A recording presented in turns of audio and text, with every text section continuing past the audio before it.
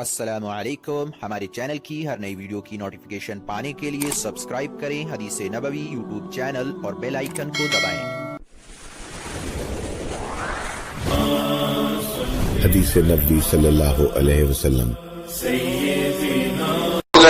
جس وقت آپ نے اپنے صحابہ کی محبتوں کو دیکھا کہ آقا کے صحابہ آقا سے اتنی محبت کرتے اور ایسی محبتوں میں ڈوبے ہوئے رہتے تھے کہ حیران آپ کو دیکھنا، آپ کے احوال کو معلوم کرنا، اپنے بستر پہ لیٹے ہیں، نیند اچاٹ ہو گئی اور کڑکڑاتی سردی کے اندر اپنے گھر سے نکل کر آ گئے۔ آقا کو آواز دینا بے ادبی تھی، ادب کے خلاف تھا۔ چوکھٹ پہ پڑے پڑے پوری رات ٹھٹرتے گزار دی۔ جب نبی رحمت صلی اللہ علیہ وسلم صبح رونق افروز ہوئے اور فجر کی نماز کے لیے آپ باہر تشریف لائے تو دیکھ کے فرمایا کب سے یہاں پر پڑے ہو؟ فرمایا اللہ کے رسول آپ کی محبت نے نیند اڑا دی، نہ بیوی بچوں میں دل لگا نہ بستر پہ نیند آئی، تو آپ کے دیدار کے لیے بے قرار ہو کر آ گئے اور انتظار میں تھے کہ مبارک گھڑی کب آئے گی کہ آپ کو دیکھ کر دلوں کو چین پڑ جائے۔ ایسی محبت کرنے والے صحابہ جو ہمیشہ آپ کے آگے پیچھے بے چین و بے قرار ہوا کرتے ہیں،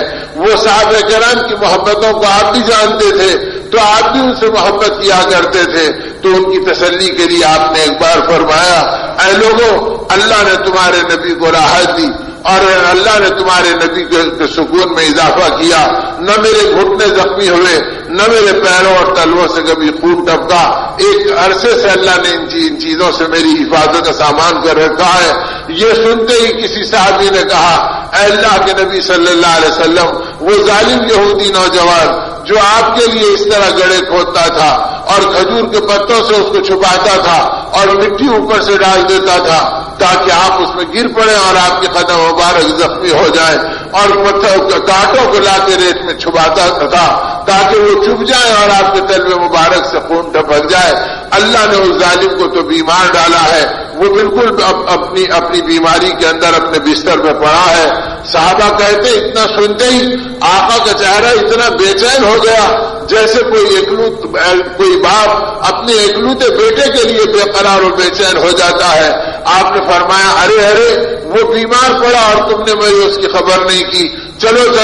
اے انس تم کو اس کا گھر معلوم ہے، اے عبداللہ ابن مسعود تم اس کے گھر سے واقف ہے، مجھے لے چلو تاکہ میں اس کی عیادت کروں، میں اس کی خبر گیری کروں۔ صحابہ حیران ہے کہ آقا کس کے لیے بے چین ہو رہے ہیں اور کس کی خبر گیری کے لیے بے قرار ہو رہے ہیں، یہاں تک کہ صحابہ کرام فرماتے ہیں آپ بے تابانہ چلے اور وہاں چل کر بے قرار آپ نے آواز دی۔ جب کو بوڑھے یہودی نے اس نوجوان کے باپ نے پکارا اور پکار کو سننے کے بعد پوچھا کہ کون ہے، تو اس کے کانوں میں آواز پڑی محمد الرسول اللہ، تو اس کا جسم لرز گیا اور اس کا بدن تھرتھرا گیا اور پریشانی اور شرمندگی سے پشیمانی میں اس کا چہرہ جھک گیا۔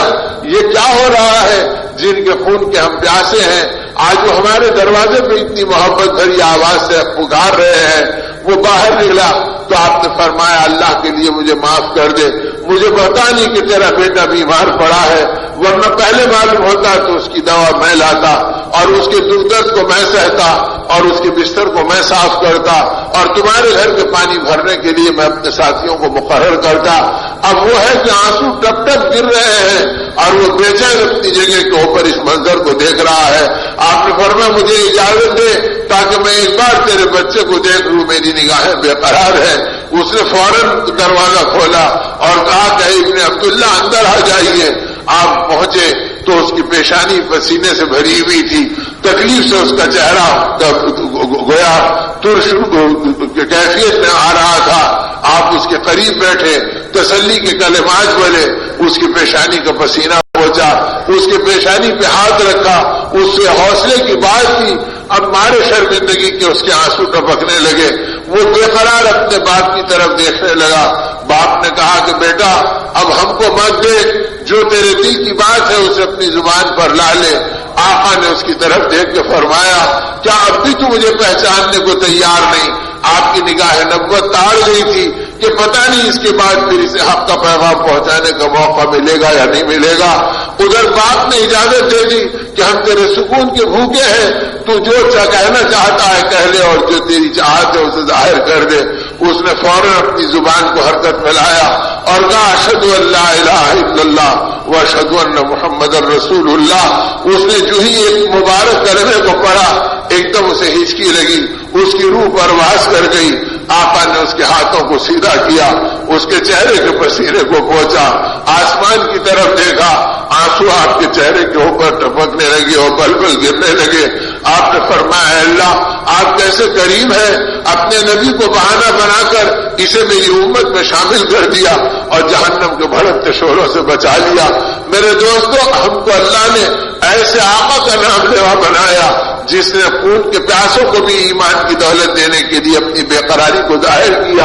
اور ان کی ہدایت کے لیے تڑپ گئے اور مانگ گئے، اور جب آپ اٹھے اور نکلنے لگے تو ایسے معلوم ہوا جیسے کسی نے پیچھے سے روک رکھا۔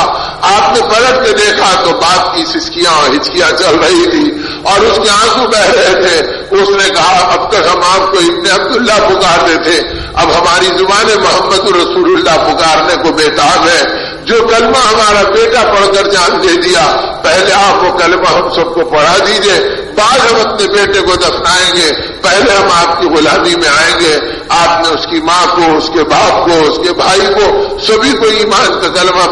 سرفراز فرمایا۔ صحابہ کہتے ہیں جب آپ مسجد نبی کی طرف آنے لگے تو کبھی جھوم جاتے، کبھی رک جاتے، کبھی آسمان کو دیکھتے، کبھی زمین کی طرف نگاہیں جھکتی اور آنسو آپ کے قدموں پر ٹپک جاتے اور آپ کے جسم مبارک پہ بہہ جاتے، اور آپ فرماتے ہیں مولا آپ کیسے کریم ہیں کہ اپنے نبی کو بہانہ بنایا اور اس پورے گھرانے کو ہدایت کی دولت سے سرفراز فرمایا۔